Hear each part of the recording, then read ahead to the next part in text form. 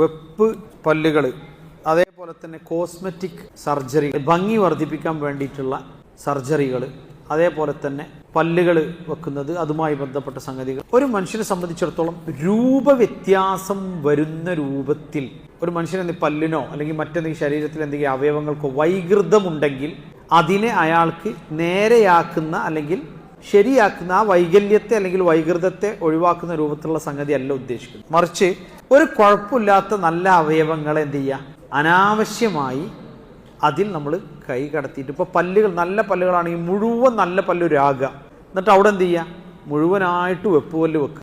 ശരിക്കും പറഞ്ഞു കഴിഞ്ഞാൽ ഇത് ഹദീസിൽ വന്നിട്ടുണ്ട്. നബി സല്ലല്ലാഹു അലൈഹി വസല്ലം പറഞ്ഞു, ഈ പുരികം എടുക്കുന്ന സ്ത്രീകൾ, മുടി ഇഴ ചേർക്കുന്ന, അതായത് വെപ്പ് മുടിയിൽ ഇഴ ചേർക്കുന്നവർ, ഭംഗിക്ക് വേണ്ടി പല്ല് രാകുന്നവർ, ഇവർക്ക് ശാപമുണ്ടെന്ന്.